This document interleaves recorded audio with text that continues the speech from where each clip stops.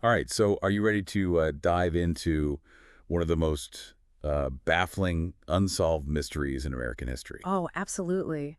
I've been fascinated by the D.B. Cooper case for years. It's like a real-life detective novel. It really is. And you know what's amazing? There's been decades of FBI investigations, witness testimonies, forensic analysis.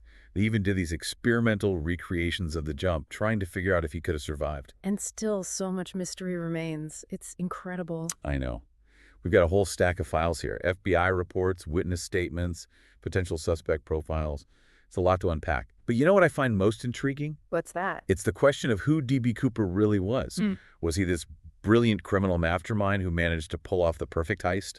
Or was he just a desperate everyman taking a wild gamble? Right. That's the core of it, isn't it? Grifter or gifted? Oof. That's what we're trying to figure out. And that's what makes this deep dive so fascinating. We're not just trying to figure out what happened, but also why. What motivated this guy? What was his end game? And that's where the psychology of the case becomes so crucial. We have to analyze his actions, his demands, even the way he interacted with the crew and passengers to try and understand the kind of person we're dealing with. Okay, so let's set the scene.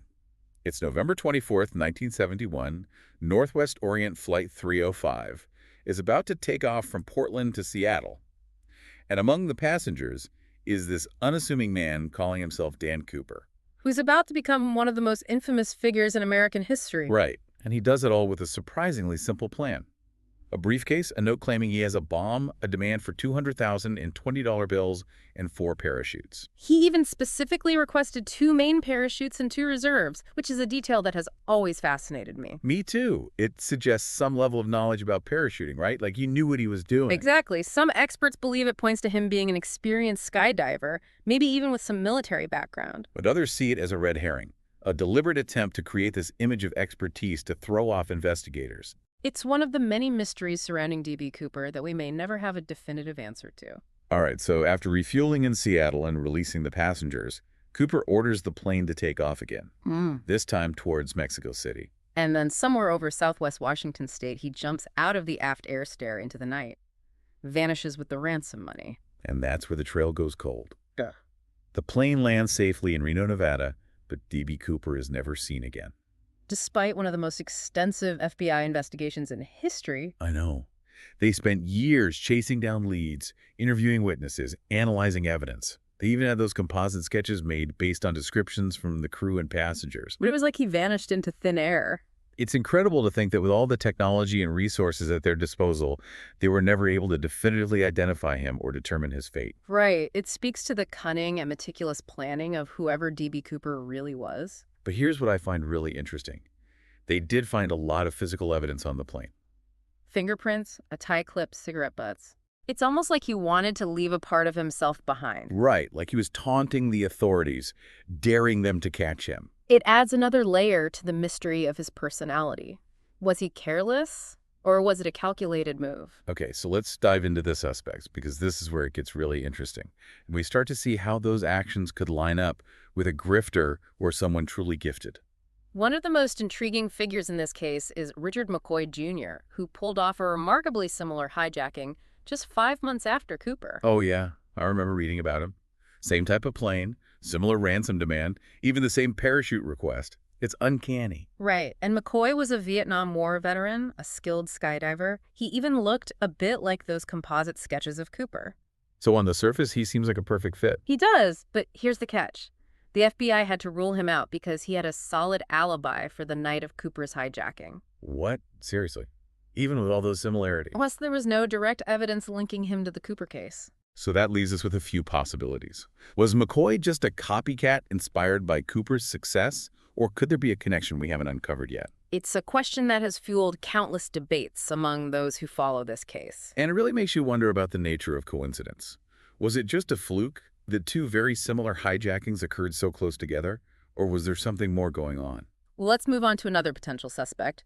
Lyle Christiansen's brother, Kenneth, contacted the FBI years later because he believed his brother was Cooper. Wow, okay. So what made him a suspect?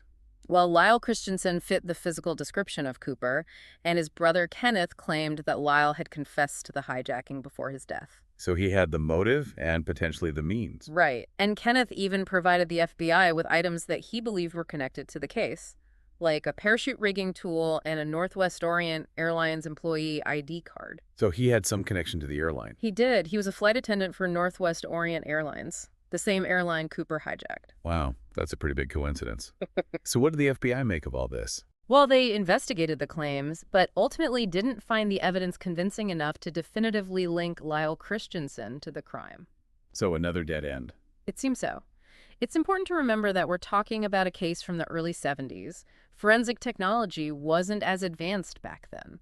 Right, so even though there were some compelling details, the lack of concrete evidence made it impossible for them to close the case. And that brings us to another fascinating suspect, Lynn Doyle L.D. Cooper. His niece Maria Cooper claims he confessed to the hijacking on Thanksgiving 1971. She even remembers him being injured and bragging that their money problems were over because he had hijacked a plane. It's a dramatic story for sure.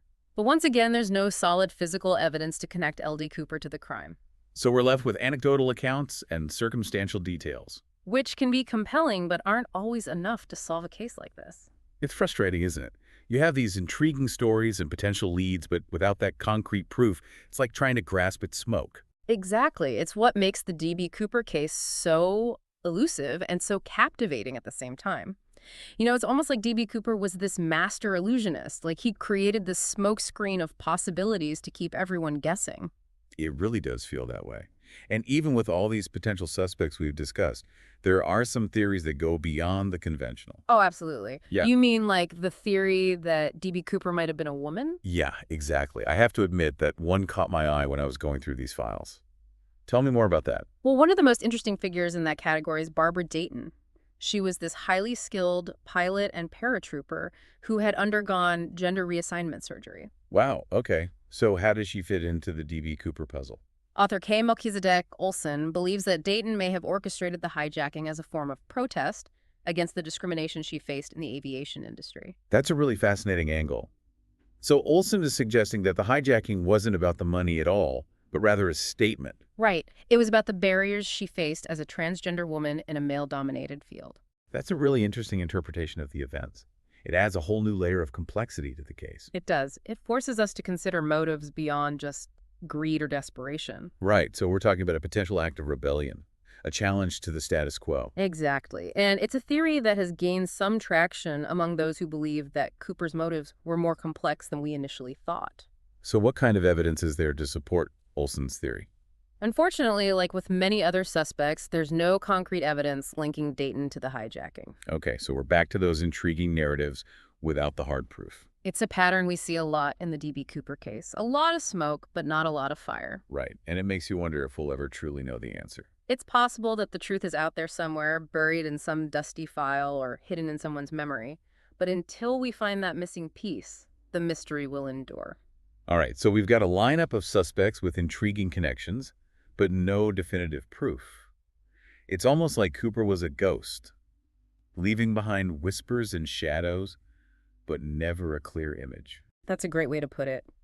He's become an enigma, a symbol of both daring and elusiveness. So are there any other potential suspects we should explore? There are a couple more figures worth mentioning, each with their own unique twist to the story. One is Sheridan Peterson, a Boeing technical editor and smoke jumper. Okay, smoke jumper. What's the connection there? Peterson actually claimed to have good reason to suspect himself of being Cooper. He suspected himself. Yeah. Now that's interesting. What made him think that? Well, he claimed to have these vivid memories of the hijacking, like he could mentally recreate Cooper's jump and visualize every detail. So he had a strong connection to the event in his mind. He did, but when the FBI officially questioned him, he denied any involvement. So either he had an incredibly active imagination or he was playing some sort of mind game with the authorities. Right. It's hard to say for sure without more concrete evidence. Okay, and who else is on our list of potential suspects? We've also got Robert Rackstraw, a former Army helicopter pilot. Oh, yeah. I remember reading about him. TV producer Thomas J. Colbert was absolutely convinced that Rackstraw was D.B. Cooper. Colbert cited Rackstraw's military background, his parachute skills, and even claimed that Rackstraw had sent these coded messages confessing to the hijacking. Wow, so Colbert was really committed to proving Rackstraw's guilt. He was, but despite his efforts, the FBI investigated Rackstraw extensively and ultimately dismissed him as a suspect. So another dead end. It seems that way. They couldn't find any credible evidence to support Colbert's claims. So we're back to square one. A cast of characters, each with their own tantalizing hints and loose connections, but nothing concrete enough to solve the puzzle. That's the thing about the D.B. Cooper case. It's like a puzzle with missing pieces. You think you're getting close to the solution, but then another piece goes missing and you're back where you started. It's like he was a master of disappearing acts, both in the air and from the grasp of investigators. That's a great way to put it. But, just when you think the trail has gone cold, the D.B. Cooper case has a way of throwing us a curveball. Oh, you mean like those recent developments from 2024? I'm looking at some information here. First, in November, Richard McCoy Jr.'s children come forward with a parachute they claim belonged to their father. Right, that was big news. After all these years, a tangible piece of evidence potentially connected to McCoy surfaces. It's like a ghost from the past, suddenly reappearing, Right. reigniting the debate about his possible connection to Cooper. Exactly. It shows that even after decades, new information can emerge and change our understanding of the case. And then in July 2024, an independent investigator named Eric Eulis claims to have identified a brand new suspect, John P. Strand. Eulis's investigation focused on those rare titanium particles found on Cooper's tie, remember? Yeah, those were a big mystery. What did Eulis uncover? His research led him to Crucible Steel's Midland plant, which was a potential supplier to Boeing during the 1970s. Okay, and what does a steel plant have to do with D.B. Cooper? Well, Eulis discovered that John P. Strand, a Navy Air Corps veteran, worked there as a manager. This suggests that he might have had access to those rare titanium particles, potentially linking him to the tie, and by extension to D.B. Cooper himself. Wow, so we've gone from skydivers and flight attendants to metallurgists and steel plants. It's like the investigation has taken a sharp turn into a whole new world of possibilities. It definitely broadens the scope of the investigation, and it raises questions about Cooper's potential background and connections. So was Strand Eulis's only suspect? Actually, no. He had another suspect in his sights, Vince Peterson. Wait, so there are two potential suspects connected to this steel plant. Tell me more about this Vince Peterson. Peterson was a colleague of Strand's at Crucible Steel, and like Strand, he was an avid skydiver. Okay, so both of them had the potential skills and experience to pull off a jump like Cooper's. Right, and what makes Peterson particularly interesting is that he bore a striking resemblance to those composite sketches of D.B. Cooper. So we have two individuals who worked at a place that could have been the source of those rare titanium particles found on Cooper's tie, and one of them even looks like him. That's a pretty big development in a case that's been cold for so long. It is. And Eulis believes that the presence of those titanium particles on the tie could be the key to finally cracking this case wide open. He's urging the FBI to compare DNA samples from the case with those of Strand's and Peterson's families, hoping for a match that could provide definitive proof. It's like a whole new chapter in the D.B. Cooper saga is unfolding right before our eyes. With these new leads and the potential for DNA analysis, could this cold case finally be heating up? It's definitely a possibility, but it's important to remember that we're dealing with a case that's over 50 years old. Evidence deteriorates, memories fade, and proving a definitive link after all this time can be incredibly challenging. You're right, it's a long shot. But even the slightest chance of solving this mystery after all these years is pretty exciting. Absolutely. And it's a testament to the enduring power of this case. It continues to fascinate and intrigue people even after all this time. You know, it's amazing to think that even after all these years, this case still has this power to capture our imagination. But let's get back to one of the biggest lingering questions. Did he actually survive that jump? That's the question that has haunted investigators and fueled countless theories for decades. The terrain was rugged, the weather conditions were harsh, and you have to remember at least one of the parachutes Cooper requested was intentionally designed for training purposes. Yeah, I remember reading about that in the FBI files. It makes a safe landing pretty improbable. Right, exactly. So even if he managed to land successfully, the odds were stacked against him. So some experts believe there's no way he could have survived under those circumstances.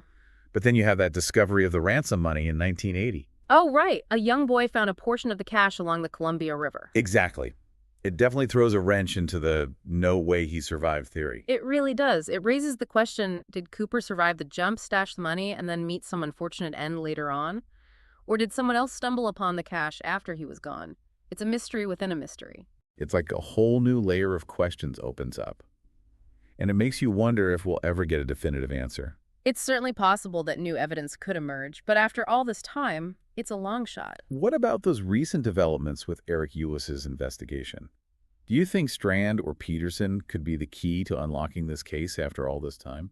I think the focus on those rare titanium particles is definitely intriguing, especially if Ulyss's claims about the potential origin at Crucible Steel are substantiated. It could provide a crucial link to Cooper's background, maybe even his occupation. Right, and his request to compare DNA samples from the case with those of Strand's and Peterson's families could be a game changer if the FBI agrees. Absolutely. Hmm. But it sounds like they're hesitant to reopen the case. Yeah, I can understand that. After decades of dead ends and chasing shadows, they're probably cautious about diving back into this rabbit hole. It's understandable, but the D.B. Cooper case seems to have this way of pulling people back in. That drive to find answers to solve the puzzle, it's almost infectious. I know what you mean. There's something about this case that just refuses to let go. And who knows, maybe somewhere out there someone holds the missing piece of this puzzle. A tiny detail. A long-forgotten memory. Something that could finally shed light on the truth about D.B. Cooper. I guess that's the beauty of it. The mystery endures, and Right. it keeps us all guessing. It's a reminder that even in a world obsessed with answers and explanations, some enigmas endure, challenging us to grapple with the unknown and embrace the enduring power of mystery. You've definitely given me, and I'm sure all of you listening, a lot to think about it. The D.B. Cooper case is a testament to the fact that some stories simply refuse to be forgotten. Their grip on our imagination is tight as ever, even after all these years. That's the power of a truly great mystery, and I have a feeling we'll be talking about D.B. Cooper for many years to come. I think you're right. Thanks for joining me on this deep dive. It's been an absolute pleasure exploring this fascinating case with you. Thank you for having me.